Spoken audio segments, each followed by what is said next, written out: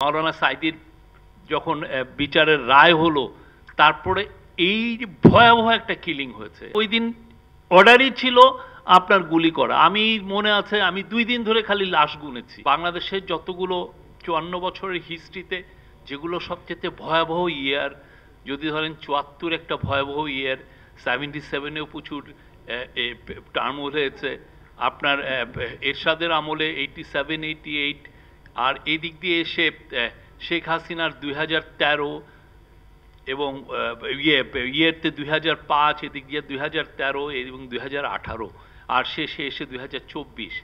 তো এই 2013টা আমার মনে হয় যে বাংলাদেশের চেয়ে ভয়াবহ ইয়ার কিছু নাই। এমন কোনো ম্যাসাকার যে হয়নি। তারপরে একদম লাস্ট ইয়ারটা ক্যাপ হচ্ছে যে আমার ভোট দেওয়ার অধিকার নাই। আমার ইলেকশন হচ্ছে 2014 5ই জানুয়ারি, কিন্তু আমি নভেম্বরেই জেনে যাচ্ছি আমি ভোট দিতে পারবো না। আমার 153টা ভোট সিল হয়ে গেছে। বা ওই সময় 2013 সালে একমাত্র নূর কবির ভাইয়ের পত্রিকায় রিপোর্ট হয়েছিল, এইটা আসা উচিত ছিল যে গুম হলো ফার্স্ট ব্যাচ অফ পিপল, একটা না যে গুম হয়ে গেল নীরবে, হঠাৎ করে 18টা ছেলে নাই। এবং আমরা দেখছি কি রিপোর্টটা করছেন হচ্ছে নিউএস ছাড়া কেউ করছেও না। খুবই ইয়েতে ভয়াবহ একটা বিষয়। একসাথে 18টা ছেলে মেয়ে বিএনপি করে বেশিরভাগ, তাদেরকে গুম করে দেওয়া হলো, কিন্তু দেখেন কোনো নিউজ পেপারে কিছু নাই।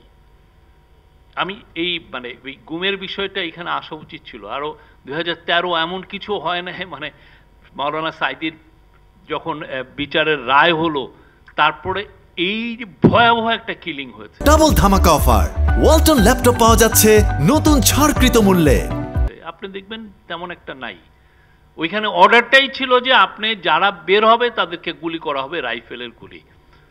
আপনি তো একটা ইন্টারন্যাশনাল একটা নর্মস আছে, আপনি ক্রাউড কন্ট্রোলের, আপনি লাঠি চার্জ করবেন, লাঠি চার্জে কাজ হচ্ছে না, আপনি টিয়ার সেল মারবেন, টিয়ার সেলেও কাজ হচ্ছে না, আপনি আপনার লাস্ট রিসোর্ট হচ্ছে নন লেথাল উইপেনে আপনি করবেন, রাবার বুলেট মারবেন।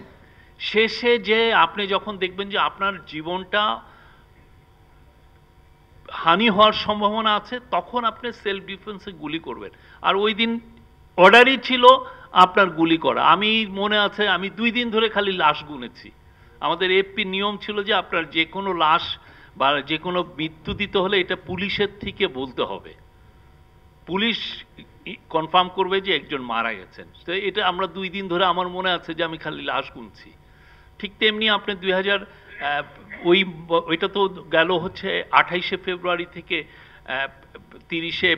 1 অফ মার্চ, আর এদিক দিয়ে ধরেন 5-6 মে গেল হচ্ছে এই হেফাজতের উপর ক্র্যাকডাউন, এবং শেষে এসে আপনার পুরো আপনার এমনভাবে আপনার এইচটি ইমাম এমনভাবে গুটি চাললেন যে পুরো আপনার ইলেকশনটা হয়ে গেল যে একটা ফার্স হয়ে গেল।